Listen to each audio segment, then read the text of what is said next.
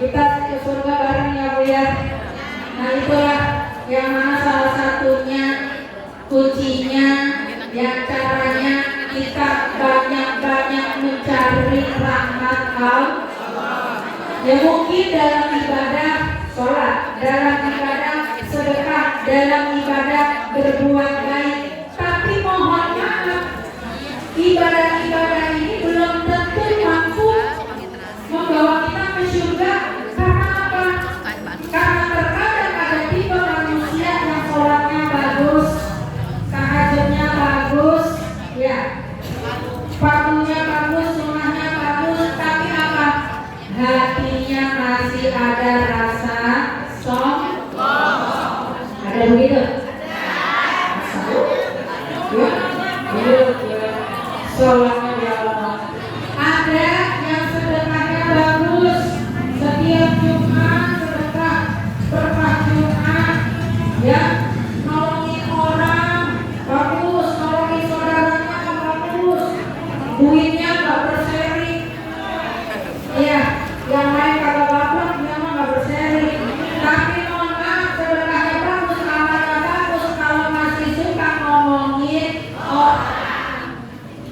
Jadi amalnya malah lama-lama habis. Bagaimana caranya? Yakin dengan kita mencari rahmat Allah. Kita nggak ada yang tahu dapat rahmatnya di mana. Kemungkinan dapat rahmatnya di sholat, kemungkinan dapat rahmatnya di puasa, dapat rahmatnya dibuat berbuat baik, dapat rahmatnya di sedekah, ataupun kemungkinan kita dapat rahmat Allah di majlis taklim. Dalam hadis disebutkan asyadun nas asrata yaumal qiyamah, orang yang paling merugi nanti di hari kiamat, yakni rajulun akanuhu, orang yang memungkinkan tolakul ilmi, mencari ilmu, kalau tubuh tapi tidak mau mencarinya. Ibu mau rugi nggak Bu? Ya, kita nggak ada yang mau rugi. Manusia pasti nggak ada yang mau rugi. Dagang aja nggak ada yang mau. Jangan sampai kita dunianya sudah merugi, akhiratnya juga merugi. Nauzubillah min dzalik. Maka ketika ada kesempatan mencari ilmu, hadir. Ya gimana Ustazah?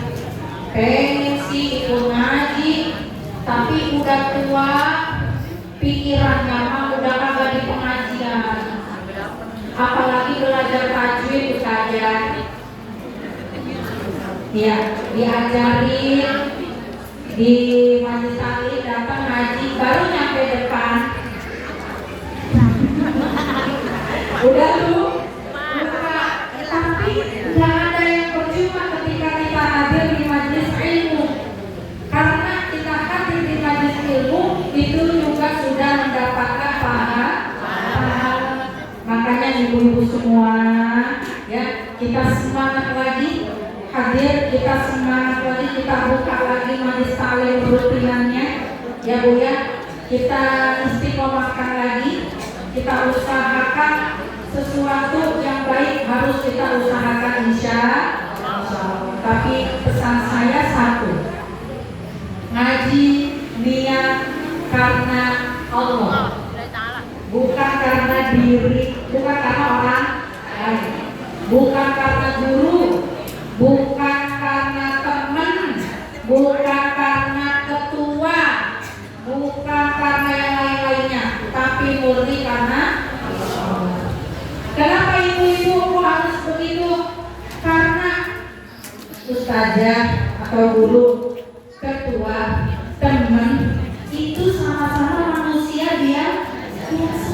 Yang mana kalanya mereka juga kadang berbuat salah, atau mungkin ada sedikit kesalahan dalam menyampaikan ilmu-ilmu, atau mungkin nanti ketika belajar ilmu yang kita dapat ilmu yang kehidupan. Kayak contoh hadis, kalau kita belajar hadis, mohon maaf Bu, hadis kalau kita belajar itu pasti di dalam diri kita, ya Allah ternyata aku salah ini. Nah itu kalau kitanya ngaji karena Allah. Tapi kalau kita ngaji karena guru, karena yang lainnya, misalkan habis boleh memundurkan untuk membayar hutang. Bisa gurunya ngejelasin ketika hatinya nggak ngajur itu pasti nyindir gua punya tangganya nyindir. Akhirnya apa? Besok gua mau ngaji lagi, gurunya nggak seru, nggak enak ya. Ngaji karena ketua, ngaji karena ketuanya guru aja Ormi. Pas guru aja Orminya lagi apa? Lagi berbuat salah. Ngapain ngaji di sana? Moga amat. Begitu. Karena ngajinya bukan karena Allah. Ngaji diajak teman bener, diajak temannya bener, ya. Ayo ngaji, yaudah. Kalau dulu ini mau ikut dah, ya. Temenin kami, ya. Ini duduknya bareng, ya. Nggak tahunya sama temannya, sama bestinya, gondok-gondokan.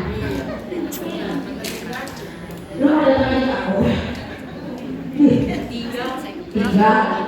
Lu apa ada yang ngajak? Ngapain ngajak itu? Padahal sebelumnya dia yang ngajak. Itulah kalau ngaji bukan karena Allah. Maka kita ibu semua, insya Allah hadir di majelis taklim kita, ya, benar-benar murni untuk